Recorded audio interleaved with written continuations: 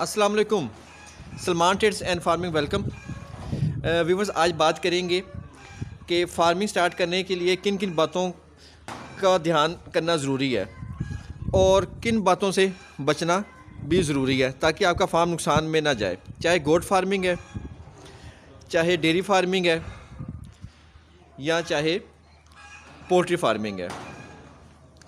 तो आज की वीडियो बहुत इंफॉर्मेटिव है। इसमें आपको पता चलेगा कि आपने जब फार्म स्टार्ट करना है तो किन बातों पे अमल करके आप उसको मुनाफा बख्श बना सकते हैं और किन बातों का ध्यान करके एहतियात करके आप नुकसान से बच सकते हैं। सबसे पहले आपने जब फार्म स्टार्ट करना है, चाहे डेयरी फार्म हो, चाहे गोट फार्म हो या पोल्ट्री फार्म हो, तो सबसे पहले कोशिश ये करें कि अपने पास नस्ल अच्छी रखें, अच्छी नस्ल का इंतखाब करें, ढूंढ कर लेकर आएँ, कोशिश करें। क्योंकि अगर अच्छी नस्ल होगी तो साल बाद, 2 साल बाद, 3 साल बाद जब भी आपके जानवर साथ साथ बनते जाएंगे तो एक टाइम पे आपके जो फार्म बनेगा वो उसमें आपके पास नस्ल अच्छी होगी, ब्रीड अच्छी होगी और उस वक़्त आपका फार्म बहुत वैल्यूएबल हो जाएगा।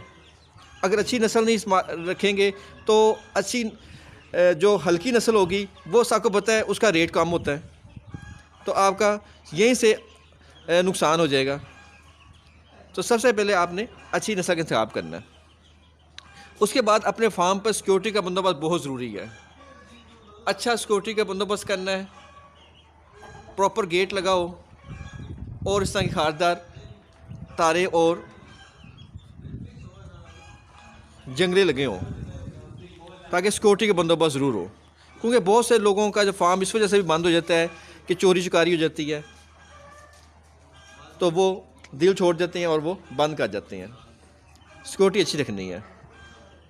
फिर आपके पास एक वेट डॉक्टर बहुत अच्छा होना चाहिए यहाँ पे लिए, जो जानवर, क्योंकि जानवर बीमारी आ जाती है तो वैक्सीनेशन सबसे पहले आपने अच्छी करानी है, टाइम टू टाइम वैक्सीनेशन करानी है। पोल्ट्री फार्मिंग में भी, डेयरी फार्मिंग में भी और गोट फार्मिंग में भी, सबकी आपने अच्छी वैक्सीनेशन करवा देनी है।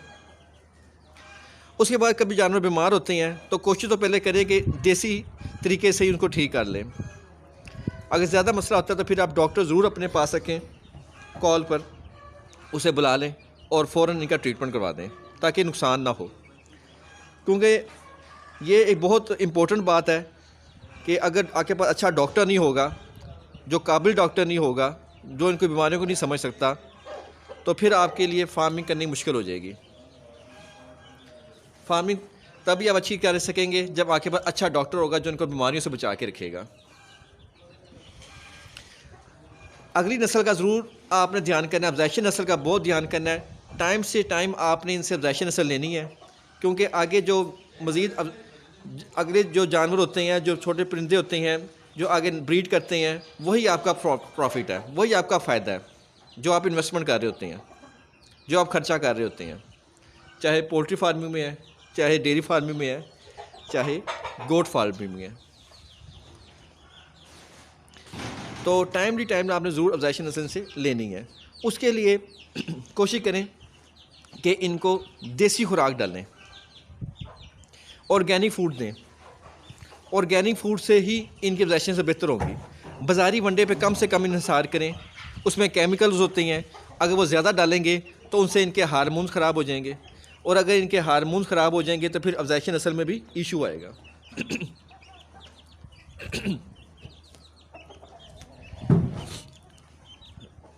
उसके बाद आपने जो ख्याल करना है, सर्दी और गर्मी का ख्याल करना है।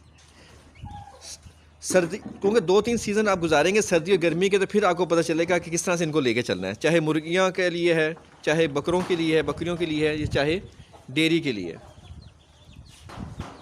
और इनमें सबसे ज़्यादा अच्छे आपने ब्रीडर ज़रूर रखना है। डेयरी में भी एक अच्छा ब्रीडर होना चाहिए, गोट फार्मिंग में भी अच्छा ब्रीडर होना चाहिए, और मुर्गों में भी एक अच्छे ब्रीडर होने चाहिए आपके पास। क्योंकि अफज़ाइशी नस्ल होगी तो आपका फार्म ग्रो करेगा।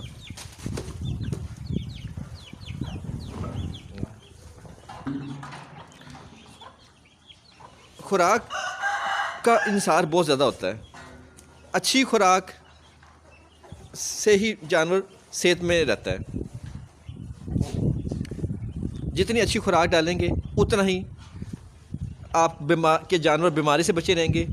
और जो खर्चा डॉक्टरों के ऊपर करना है आपने, वो बहुत बेहतर है कि आप खुराक पे थोड़ा अच्छा खर्चा कर लें, अच्छी खुराक डालें।